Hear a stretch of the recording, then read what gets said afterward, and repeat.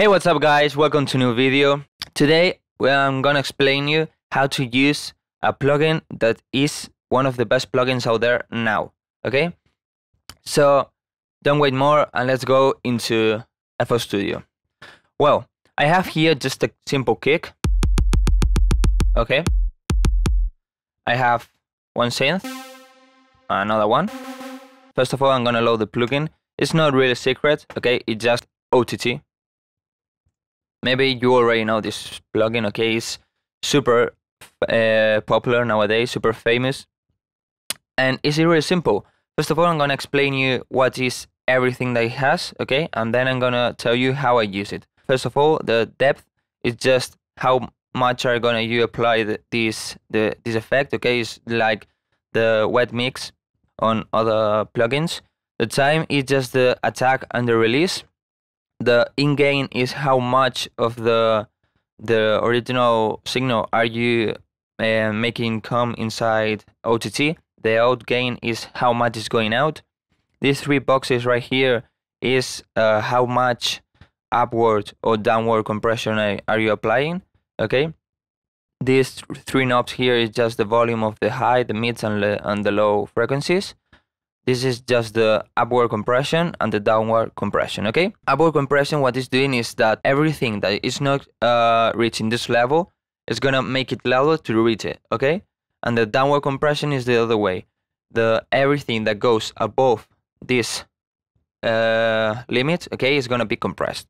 So my trick to use this plugin is really simple. First of all, I'm gonna load it on the leads, okay? Because it's where I use it the most. I just loaded these two leads. I just use some EQ. I link it to this bus. I apply the reverb, okay? And I'm gonna load the OTT. This is the default version of OTT. And what I do is really simple. First of all, I load it, okay? Now it sounds like this. Let me reduce a bit. With this. Without, sorry, and with this. You can listen that it's really compressed, okay? So we don't really want that. What I do is, first of all, I'm gonna touch the upwards and downward compression of every part, and when it sounds, and I'm gonna stop when it sounds good, okay? It's gonna sound overcompressed, I know it, but inside of this overcompression, I want to try to make it sound good, okay? Let me load it again. Okay, it sounds like this. So let's tweak a bit.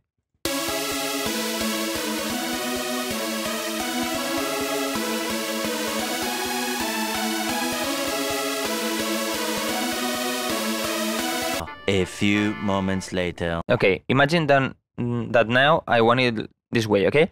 So now what I'm gonna do is reduce just the mix, okay? And I always apply like from 10 to 30%, not more. You can apply it 100% if you want, but I just apply it from 10 to 30, okay? Because this way I don't apply it too much, and it's gonna sound really compressed, really nice, really tight, okay? So let me check.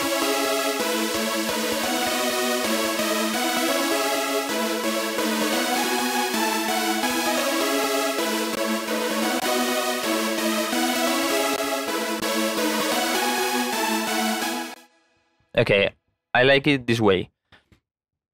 What I'm doing now, nothing else. Just that.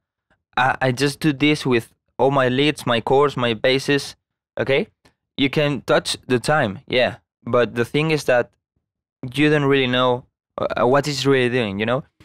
The time is the attack and the release, but you don't know how much attack, how much release, if you apply more or if you apply less.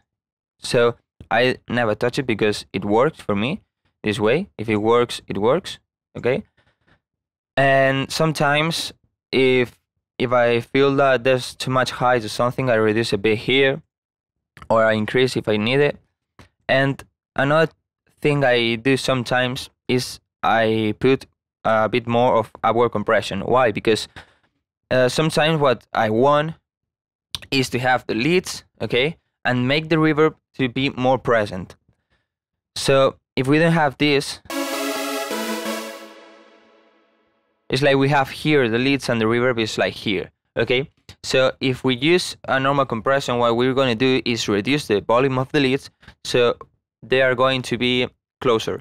But with OTT we can do both things. We can reduce the volume of the original sound, and we can increase the volume of the reverb.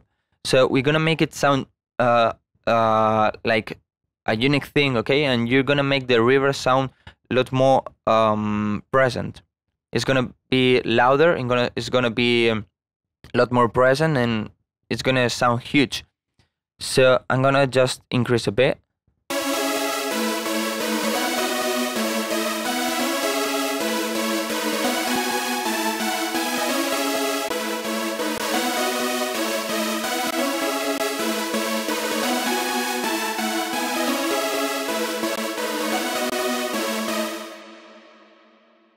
Okay, and it's done.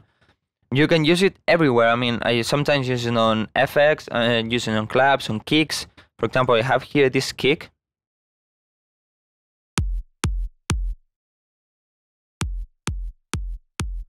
And I have the OTT loaded. Why I'm using the OTT? Because it can make it sound tighter. And for example, things like genres like progressive house, that's a genre I produce a lot. It can make it sound a lot tighter, but at the same time louder, you know, because it's reducing the dynamic range of the kick. So let's tweak a bit.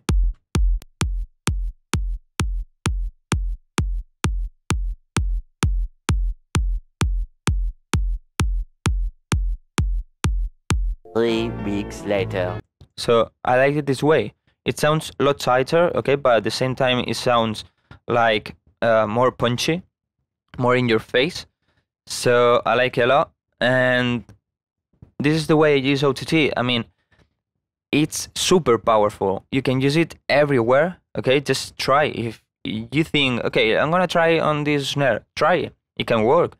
And my last tip, guys, is just that you don't have to overuse this plugin, because you can destroy completely your sound, you know? Because, for example, if you have this kick and we put the 100%, it sounds really weird, you know? It sounds strange. So what I only do is just tweak these boxes here, reduce the depth, maybe use a bit more of our compression or the downwards, and just that, it works. Sometimes there's people that then use OTT and, for example, use things like or the fab filter Saturn, but they are not the same. I mean, they can make your thing sound a lot fatter, a lot tighter, and this kind of things. But this applies distortion and compression, and this applies distortion. Okay, it's an exciter. This is just a compression that it works in its own way. Okay, it's different of other multiband compressors, and sometimes for example, I use OTT and I think, okay, it needs a bit more height or something. I use Saturn or the Camel Crusher, or I don't know, the plugin I feel at the moment it's gonna work. So just that, guys, this is the end of this tutorial. If you have any questions, leave it in the comments, okay? I'm gonna reply to all the comments. Leave a like, subscribe, and see you in the next video.